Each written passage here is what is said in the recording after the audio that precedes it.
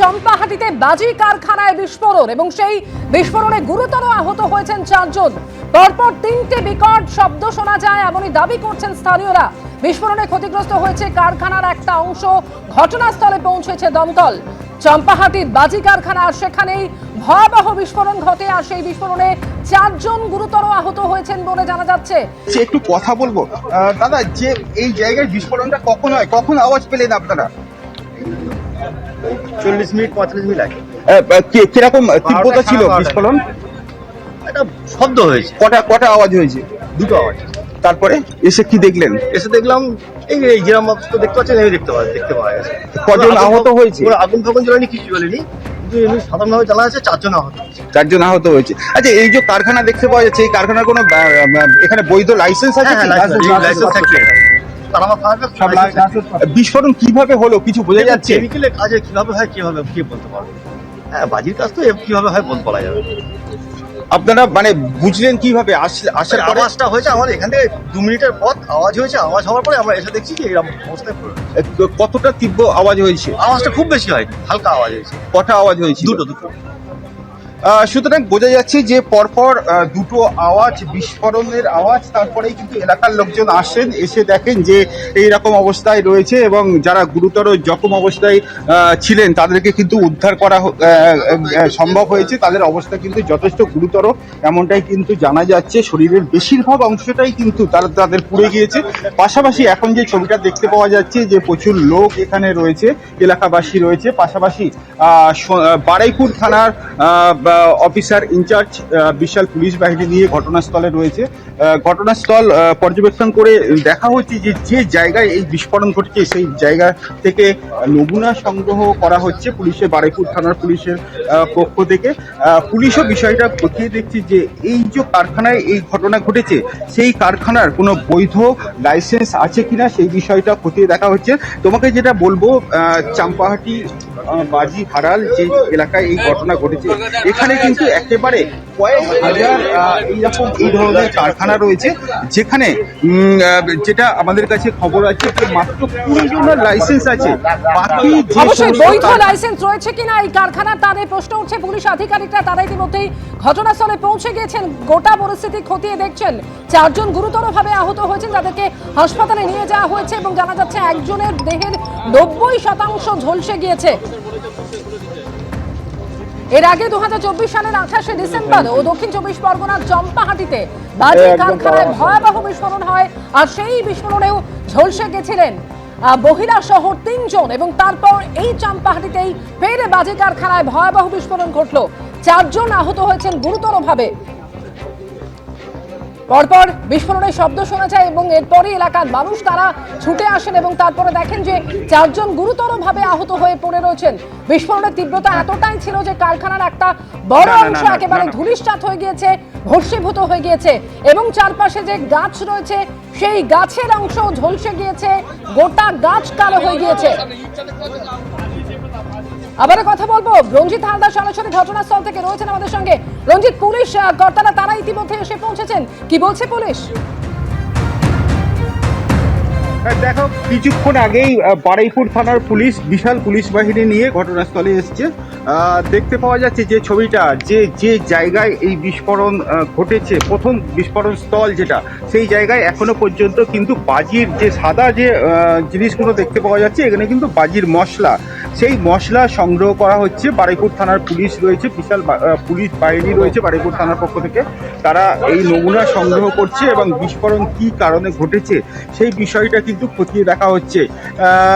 তুমি দেখতে পাচ্ছ যে জায়গায় এই যে বাজির মশলা পড়ে রয়েছে এবং এখান থেকে এই নমুনা সংগ্রহ করা হচ্ছে, এখানে কিন্তু একটা অ্যাসবেস্টারের সেট ছিল, সেই সেট কিন্তু সম্পূর্ণভাবে উড়ে গিয়েছে। কতটা বিস্ফোরণের তীব্রতা সেটা কিন্তু পরিষ্কার।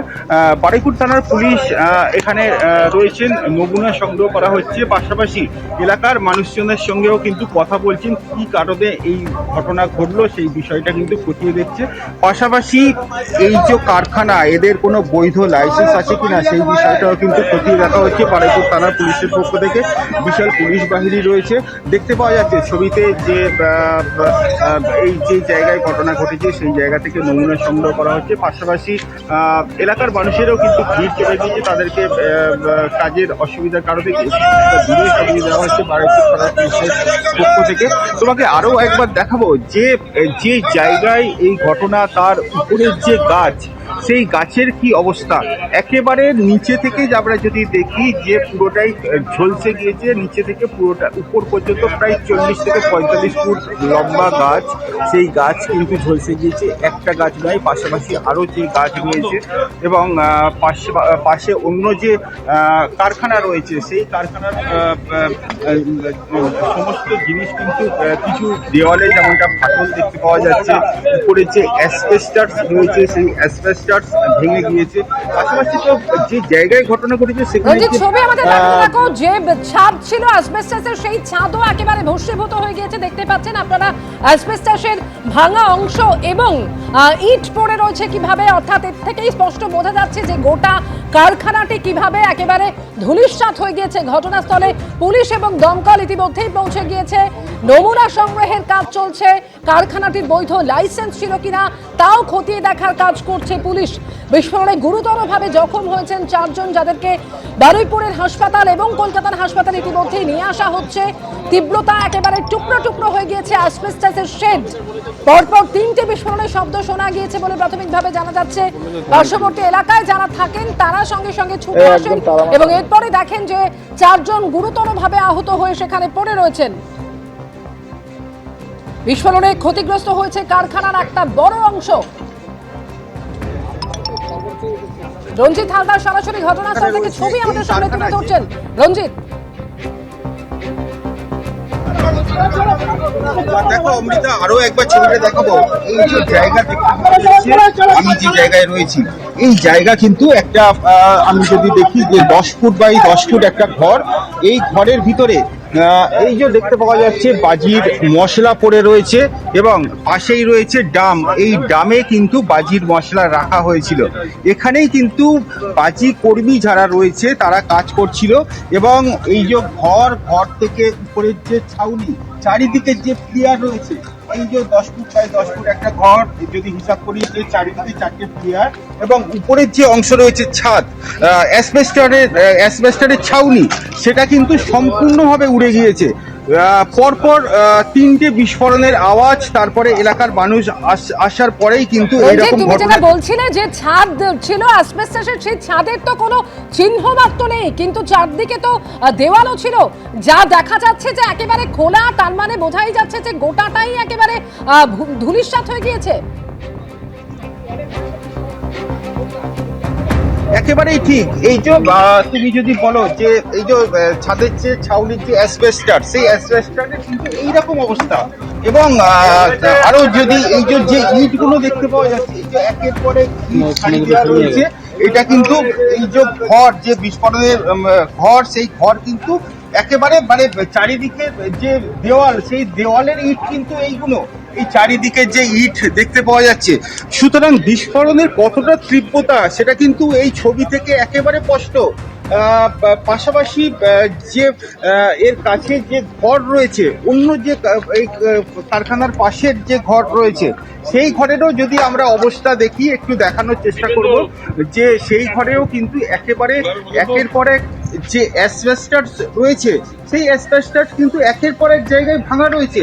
সুতরাং এই বিস্ফোরণের কতটা তীব্রতা এই ছবি থেকে কিন্তু স্পষ্ট। একের পর এক অ্যাসবেস্টাস ভাঙা রয়েছে। এই পাশের যে কারখানা, সেখানে কিছু দেওয়ালও কিন্তু নষ্ট হয়ে রয়েছে।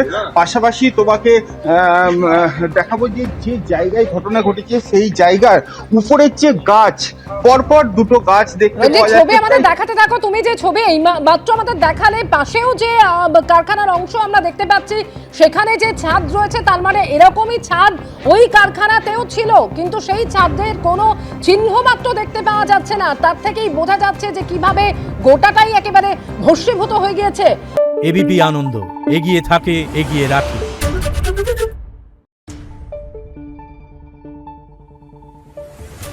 নিউজ।